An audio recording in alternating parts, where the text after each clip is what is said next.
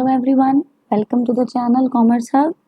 I am Professor Rohini Gupta and आज हमने discuss करना है जो topic that is goods and service tax. Goods and service tax का टॉपिक आप +1 क्लास में भी पढ़ रहे हो, बीकॉम क्लासेस के अंदर भी आप डिस्कस कर रहे हो, फिर भी कई स्टूडेंट्स के डाउट्स रह जाते हैं। तो आज हम गुड्स एंड सर्विस टैक्स को इन डिटेल डिस्कस करेंगे एंड इसकी बाद की वीडियोज़ में हमने क्या डिस्कस करना है वो भी हम लास्ट में बताएंगे।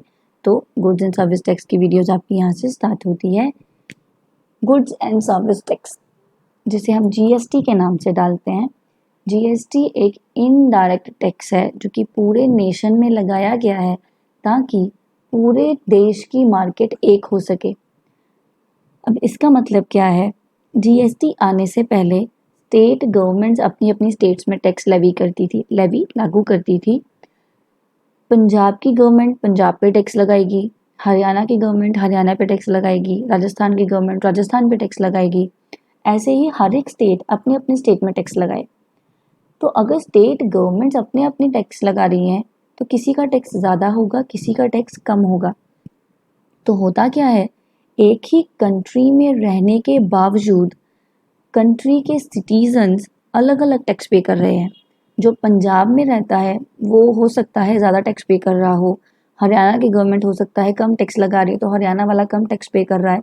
हो आप सारे इंडियन ही, लेकिन फिर भी किसी पे ज़्यादा और किसी पे कम टैक्स लगाया जा रहा था। इसीलिए उस टैक्स को ख़त्म करके पूरी कंट्री में एक ही टैक्स को लेवी किया गया जिसे हम जीएसटी कहते हैं, जिसमें वन नेशन वन टैक्स, मतलब एक कंट्री तो एक ही टैक्स है, स्टेट का कोई हिसाब नहीं होगा। मतलब स्टेट गवर्नमेंट टैक्स नहीं लगाएगी, अपना अपना टैक्स नहीं लगाएगी, हर एक स्टेट में एक तरह का टैक्स लगेगा ताकि इंडिया के सारे सिटीजन सेम टैक्स पे करें। इसीलिए जीएसटी को वन नेशन वन टैक्स के नाम से भी जाना जाता है। तो आपके पास यहाँ जो लाइन गिवन है, GST is one indirect tax for the whole nation which will make one unified common market, जो कि कॉमन मार्केट में एक तरह का टैक्स लेवी किया जाएगा। इसीलिए वो कहा जाता है दैट इज ये जीएसटी एक टैक्स है। जीएसटी को पास किया गया 29 मार्च 2017 में पार्लियामेंट में, और जीएसटी ने हमारे पिछले सारे टैक्स को एबॉलिश कर दिया, रिप्लेस कर दिया। जीएसटी आने से पहले कई तरह के इनडायरेक्ट टैक्स लेवी किए गए थे जिनको जीएसटी ने ख़त्म कर दिया, और वो कौन कौन से हैं? सेंट्रल और स्टेट दोनों टैक्सेस लगाए जाते थे। Excise duty, service, sales tax, surcharges, purchase tax, octroi, entry fees, VAT, value added tax, ये सारे टैक्स हमने ख़त्म कर दिए और सिर्फ अब एक टैक्स लगता है जिसे जीएसटी कहा जाता है। मीन्स सारे टैक्स को सम्ड करके एक टैक्स बनाया गया that is known to be GST. और ये सारे टैक्सेस, कुछ टैक्स सेंट्रल गवर्नमेंट लगाती थी, कुछ टैक्सेस स्टेट गवर्नमेंट लगाती थी। इसीलिए इन टैक्सेस को ख़त्म कर दिया गया क्योंकि ये अलग अलग रेट्स के टैक्स अलग अलग स्टेट्स के अंदर थे। तो सारे स्टेट्स के सेम टैक्सेस करने के लिए वी हैव लेविड जीएसटी।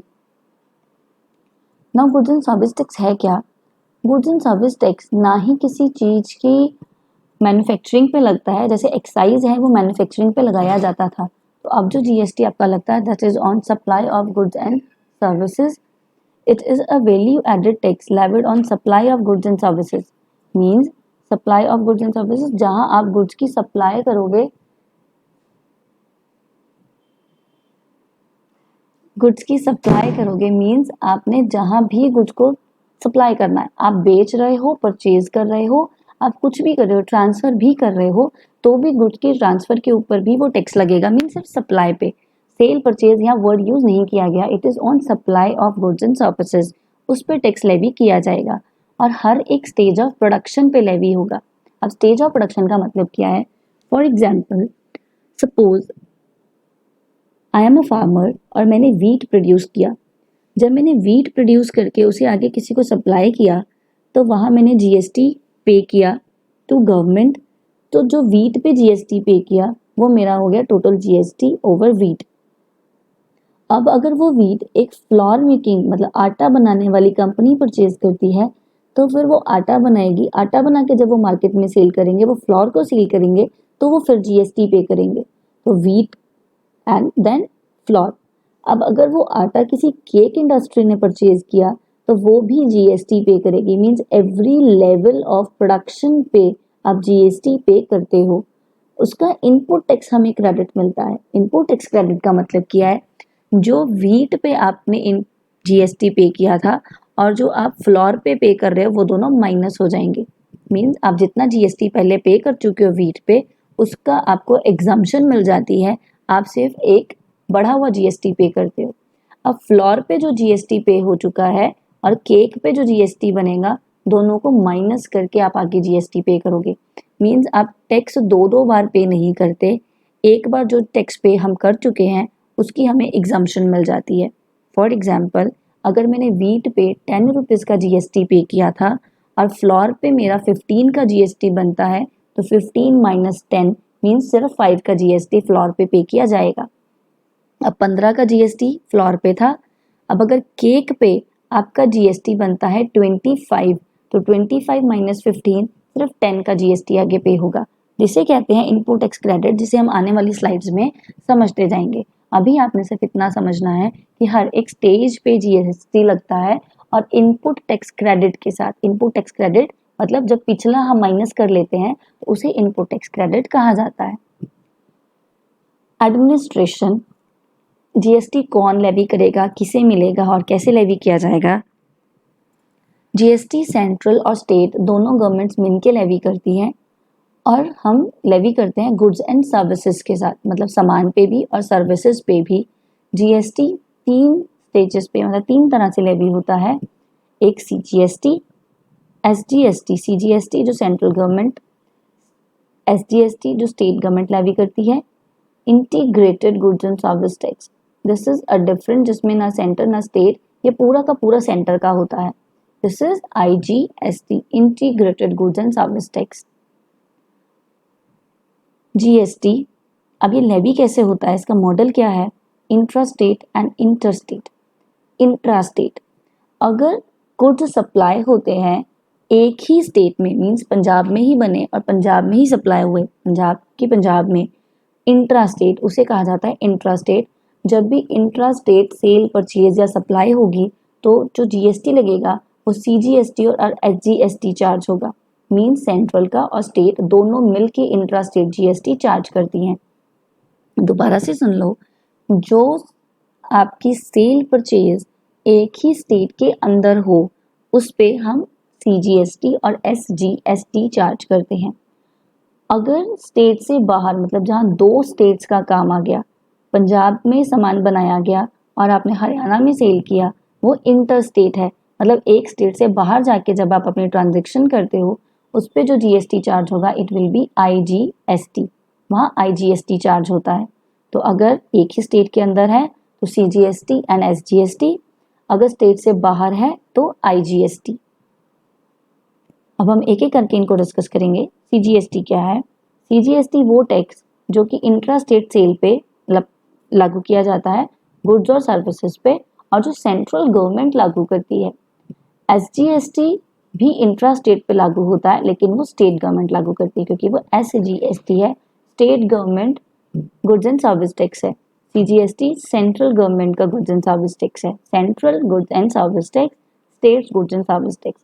मतलब आप कहोगे सीजीएसटी वो टैक्स जो इंट्रा स्टेट सप्लाईज पे ही लगता है और ये कौन लागू करता है, वो सेंट्रल गवर्नमेंट लागू करती है। एसजीएसटी वो टैक्स जो इंट्रा स्टेट सेल पे लगता है, एंड इंट्रा स्टेट सेल पे लगा हुआ ये टैक्स स्टेट गवर्नमेंट लगाती है। इसके साथ सीजीएसटी भी इंट्रा स्टेट पे लगता है बट वो सेंट्रल गवर्नमेंट लगाती है। आपने अभी एसजीएसटी करा, अभी सीजीएसटी करा, आई होप आपको ये क्लियर होगा। अब जितना भी टैक्स लगता है, दिस इज एन एग्जाम्पल, अगर आपने कहीं पे भी ये परचेजेस करे हो, आपके पास बिल भी हो तो आप उस पर भी चेक कर सकती हो। देखो, मैंने टोटल 10,000 का मेरा बिल बना जिसपे 18% का जीएसटी था। 18% में से सीजीएसटी और एसजीएसटी हाफ हाफ लगता है हमेशा, मतलब आधी मनी सेंट्रल गवर्नमेंट लेती है और आधी स्टेट गवर्नमेंट। तो 18% से 9% सीजीएसटी और 9% एसजीएसटी, मीन्स जो 1800 टैक्स है उसका 900 रुपये सेंट्रल गवर्नमेंट ले लेगी और 900 स्टेट गवर्नमेंट अपने रेवेन्यूज में रख लेगी। तो आपका टोटल बिल बनेगा 11,800 का। This is an example of CGST and SGST। क्यों? क्योंकि ये एक इंट्रा स्टेट सेल थी, मतलब एक ही स्टेट के अंदर की सेल थी।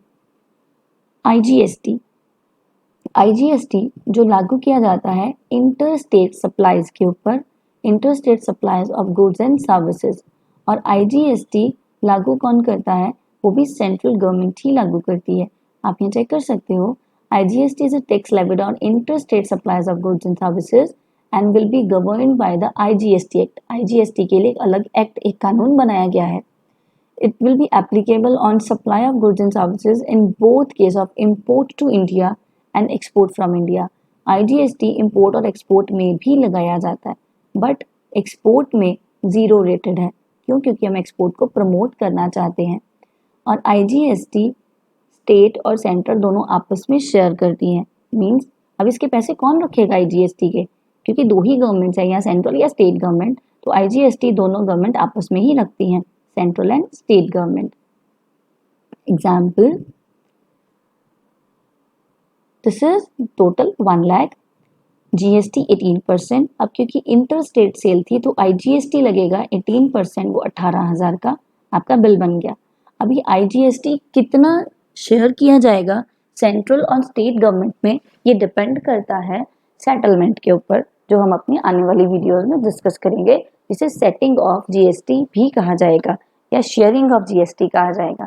देन इतना आज करने के बाद thank you so much, hope you liked it. Like, share and subscribe the channel ताकि आप आने वाली कोई भी वीडियो मिस ना कर दो। Thank you so